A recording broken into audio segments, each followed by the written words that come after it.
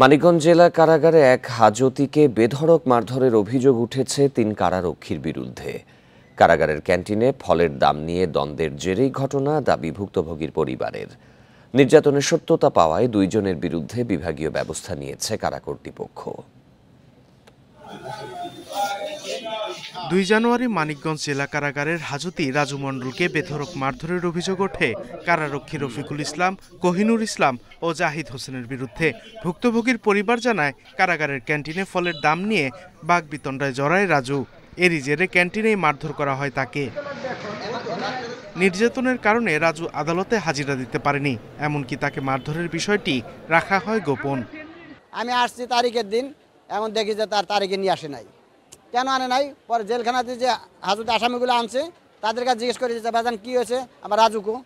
বলছে আপনার রাজুর ব্যাপারটা শুনেন নাই? গত ২ তারিখে তো তার পঙ্গু বানা হয়েছে। চিকিৎসা নেওয়ার বিষয়টি নিশ্চিত করে হাসপাতাল কর্তৃপক্ষ জানিয়েছে, রাজু মণ্ডলকে বেশ কয়েকবার হাসপাতালে নিয়ে আসে কারা কর্তৃপক্ষ।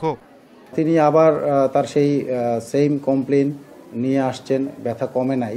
তো যার ফলে আজকে আমাদের অর্থোপেডিক্স কনসালটেন্ট ডাক্তার শহীদুল আজম তিনি দেখেছেন এবং তাকে বেটার ম্যানেজমেন্টের জন্য, বেটার চিকিৎসার জন্য তাকে এমআরআই অ্যাডভাইস করে দেয়। কারাগারে বন্দীকে শারীরিক নির্যাতনের নিয়ম নেই জানিয়ে আইনজীবীরা বলছেন, এটি মানবাধিকার লঙ্ঘন। ওখানে একজনকে মারবে, এই আইন তো তাকে দেওয়া হয় নাই। এটা তো মানবাধিকার, এটা তো একটা অপরাধ, একটা মারাটার অপরাধ। আমি যত মুখে কথা বলতে পারি, যখনই আমি একজনকে গায়ে হাত দিব, সেটা কিন্তু একটা অপরাধ। অভিযোগের সত্যতা পাওয়ায় জাহিদ ও রফিকুলের বিরুদ্ধে বিভাগীয় মামলা দায়ের করেছে কারা কর্তৃপক্ষ। এরকম একটা ঘটনার কারণে আমরা দুইজন কারারক্ষী অভিযুক্ত করি। 2 কারারক্ষীর বিরুদ্ধে বিভাগীয় ব্যবস্থা নেওয়া হয়েছে। বন্দীকে আমরা কারা হাসপাতালে প্রথমে চিকিৎসা নেই।